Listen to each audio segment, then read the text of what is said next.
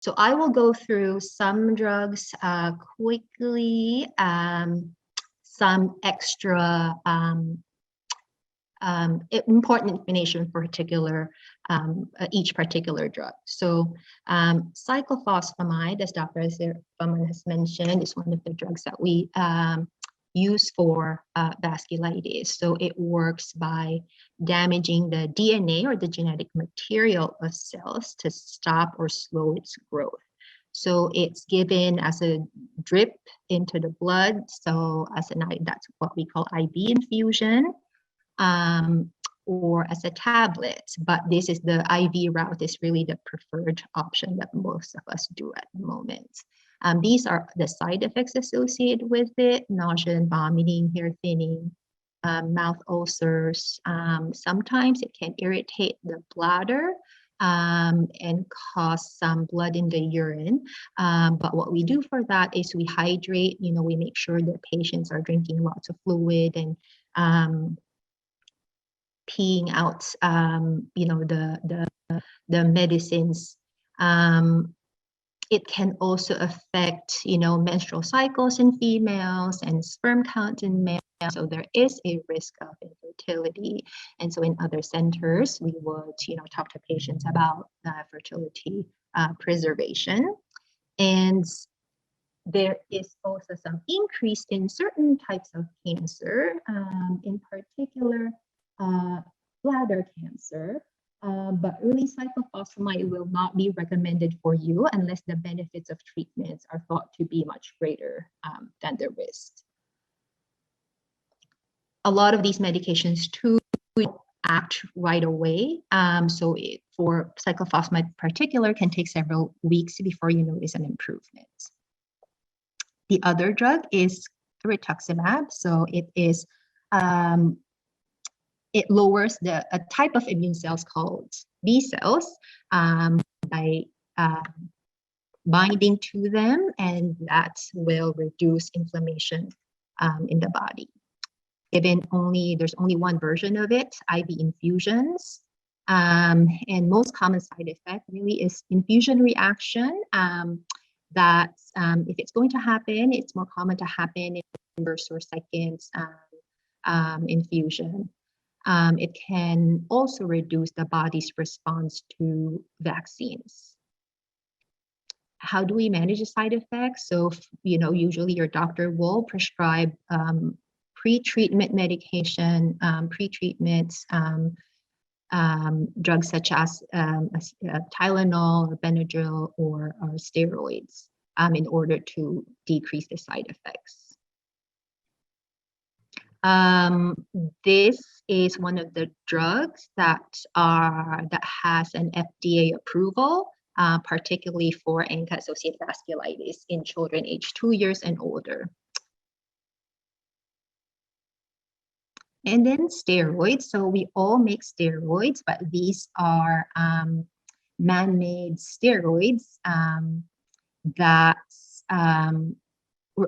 is being given to patients to quickly reduce the inflammation. It's available in tablet liquids, IV infusions, or locally when we do joint injection to treat arthritis. The side effects really, you can have early side effect profile, which is different from the late side effect profile. So early on, these are the common side effects that you will see. But if you take steroids for a long period of time, then it can has a tendency to thin out your bones or develop cataracts or high blood pressure and high blood sugar. So really important for bone protection. We start patients on calcium and vitamin D, ask patients to make sure to eat a healthy diet and try to incorporate any amount of physical activity on a regular basis. Take medicine with food to decrease the heartburn or stomach irritation, and it's like an annual eye screening. It is important to know that once you've taken the drug for at least more than 14 days, you cannot stop it right away. The drug has to be reduced slowly over a period of time in order to prevent withdrawal symptoms, such as like nausea or headache, vomiting, or low blood pressure. And then methotrexate. So methotrexate inhibits an enzyme that is needed to make the DNA or the genetic material. By doing so, it prevents cells, and by cells here we mean immune cells, from dividing, and that leads to an anti-inflammatory effect. It's available as a injection under the skin, subcutaneous injection, and pill form. Side effects includes nausea, vomiting, loss of appetite.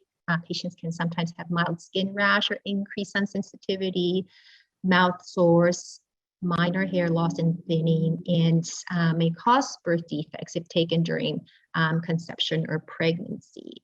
And so we will prescribe folic acid tablets to patients in order to prevent some of these side effects. And for mouth sores, really good oral hygiene. If you have a sore, we recommend just like doing mouthwash with baking soda, taking methotrexate before going to bed or on the weekend will hopefully not cause a lot of stomach upset or like nausea, and then sun protection with regular use of sunscreen. Azathioprine works by disrupting the genetic material too of the cells, and again, same as methotrexate, this will stop the cells from dividing and producing new cells that can cause inflammation. It's only available as a tablet once or twice daily, and has a little similar side effect profile to methotrexate. This drug has very rarely increased the risk of certain types of cancer, in particular like skin cancer and lymphoma. That's why we, again, tell our patients to use sunscreen, limit sun exposure. The drug could take about 6 to 12 weeks before the symptoms improve. And sometimes your doctor may check a blood time to know if you are adequately digesting the drug, and may adjust the dose of the drug based on that. Tocilizumab is a type of just like Rituximab, like a monoclonal antibody that blocks a natural protein in the body called IL-6 that's thought to be responsible for causing inflammation. It's available as an IV injection or under the skin injection. These are the side effect profile. Stomach aches, allergic reactions can increase the cholesterol levels and liver enzymes and cause high blood pressure. And these are the things that we try to do to manage some of these side effects. Another drug is Infliximab, so another monoclonal antibody that blocks a different protein, but that is also thought to be responsible for inflammation. There are many other drugs that work the same way, but I'm only listing one here. So this in particular is given as a drip through the vein. You are in the meeting now. There are more than 30 participants in the meeting. This meeting is being recorded. You are muted. You can mute or unmute yourself by pressing *6. And these are the side effect profiles, or infusion reactions, nausea, vomiting, and very rarely can cause drug-induced psoriasis and lupus, and also can put patients sometimes at higher risk for skin cancer, and that's because of Dr. Go. Excuse me, Kaylin, we're getting feedback from you. Can you please mute? Okay, I keep muting Kaylin, so thank you, Dr. Go. Please go ahead. Sorry for the interruption. Can put patients at higher risk for skin cancer due to sun sensitivity. So again, sun protection is very important in limiting sun exposure when on these drugs. So